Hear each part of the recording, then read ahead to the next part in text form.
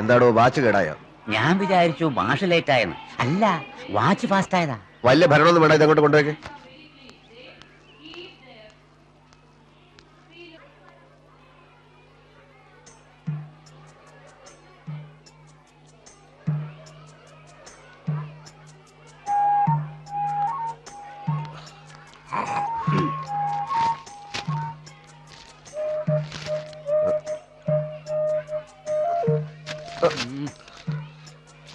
ഇന്നലെ ഉറങ്ങാൻ കുറച്ചു വൈകി.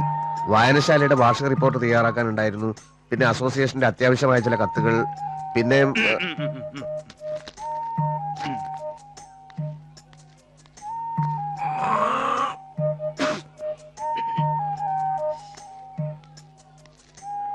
വായനശാലയ്ക്ക് വളമിടാൻ പോയോ, അസോസിയേഷന് വെള്ളമൊഴിക്കാൻ പോയോ, ഇതൊന്നും എനിക്ക് അറിയേണ്ട കാര്യമില്ല. ഇവിടെ ജോലിക്ക് വരുമ്പോ കൃത്യസമയത്ത് വരണം. അതിന് പറ്റാത്തവര് ലീവ് എടുത്ത് വീട്ടിൽ പോയിരിക്കുക. അല്ല മാഷേ, ഇന്നൊരു ദിവസം കുറച്ച് ലേറ്റ് ആയി എന്നല്ലാതെ. ഇന്നും എന്നൊരു തിരുത്തു വേണം. മേലിൽ ആവർത്തിക്കില്ല എന്ന് ഉറപ്പ് തന്നാൽ ഒപ്പിടാം. ഉറപ്പ് വാഗൊണ്ട് വെറുതെ തന്നാ മതിയോ, അല്ല പേപ്പറിൽ എഴുതി തരണോ?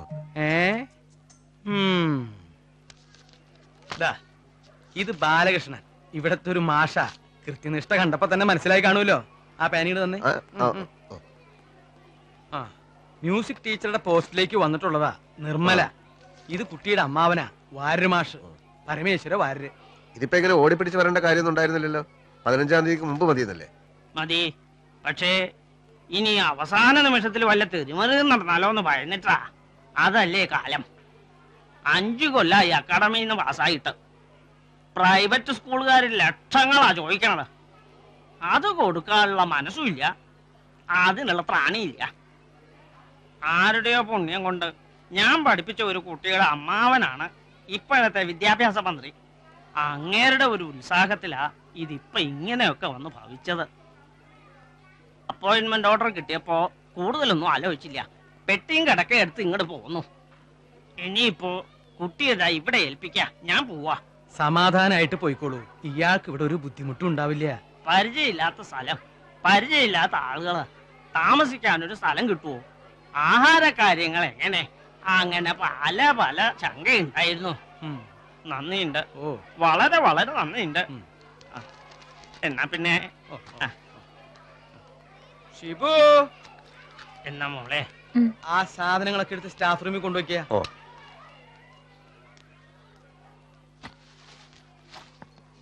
കൂടെ പൊക്കോളൂ.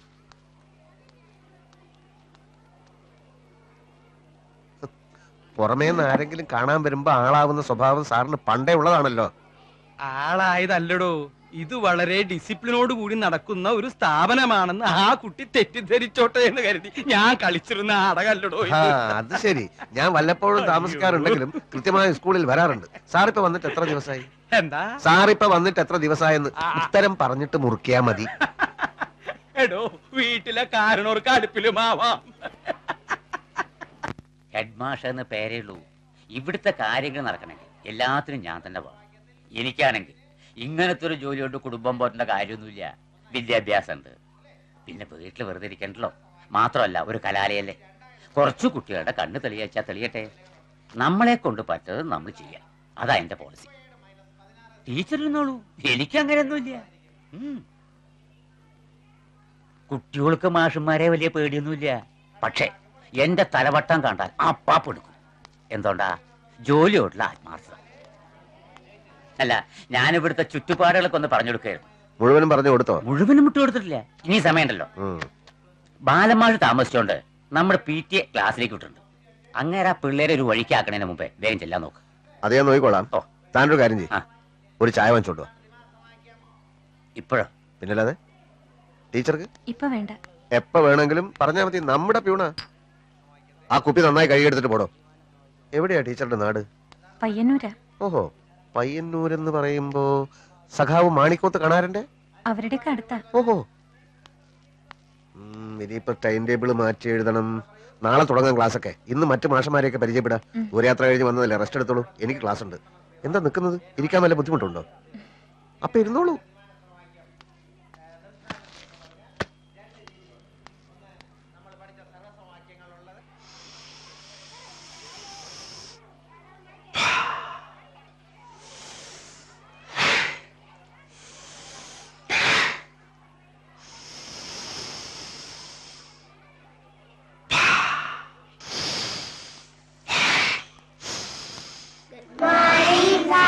Good morning.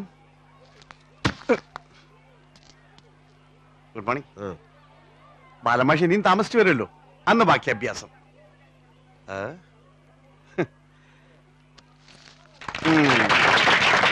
സൈലൻസ്.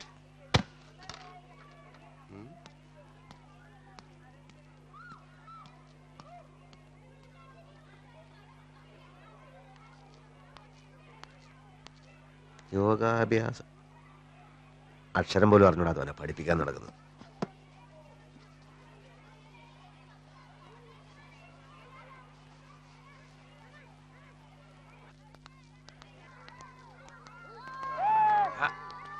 കിട്ടും. കുട്ടികൾക്ക് എന്നെ വലിയ പേടിയാ.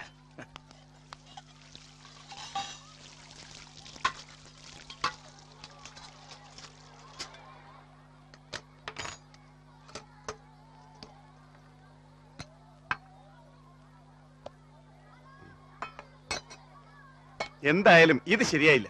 എന്താ മാഷേ, ചോറ് വെന്തില്ലേ? അതല്ലെന്നേ, അവിവാഹിതയായ ഒരു യുവതിയെ ഹെഡ് മാസ്റ്റർ വീട്ടിൽ താമസിപ്പിക്കാൻ തീരുമാനിച്ച ഒട്ടും ശരിയായില്ലെന്ന് ഞാൻ പറഞ്ഞു വന്നത്.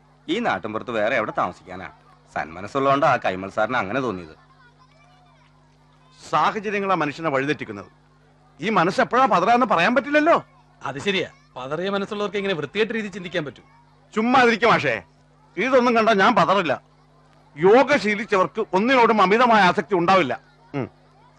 അത് ഇയാൾ ആഹാരം കഴിക്കുന്ന രീതി കണ്ടാൽ തന്നെ അറിയാലോ. കഴിക്കും, ആരോഗ്യമുള്ളവൻ ആഹാരം കഴിക്കും. തന്നെ പോലെ കുട്ടികളോട് ചലാപള വർത്താനം പറഞ്ഞിട്ടില്ല, നല്ലവണ്ണം അധ്വാനിച്ചിട്ടില്ല.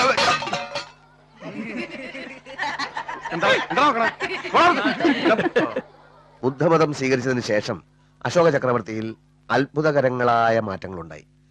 ഒരു രാജാവിന്റെ എല്ലാ സുഖഭോഗങ്ങളും വിനോദങ്ങളും അദ്ദേഹം വേണ്ടെന്ന് വെച്ചു. രാജാവിന്റെ പാചകശാലയില് ക്രമേണ ഈ മാംസഭക്ഷണം വേണ്ടെന്ന് വെച്ചു. എന്ന് വെച്ചാൽ നമ്മൾ ഈ മാംസഭക്ഷണം എന്ന് പറയുമ്പോൾ ഈ പക്ഷികളെയും മൃഗങ്ങളെയും ഒക്കെ കൊന്നിട്ട്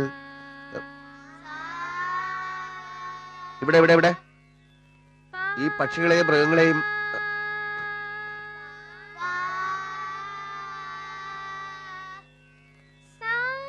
ഇവിടെ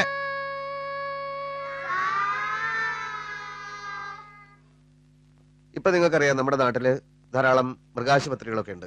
പക്ഷെ അന്ന് അങ്ങനെയൊന്നും ഉണ്ടായിരുന്നില്ല. അഹിംസാവാദിയായ രാജാവ് ഇവിടെ ഇവിടെ ഇവിടെ ഇവിടെ അഹിംസാവാദിയായ രാജാവ് ഇവിടെ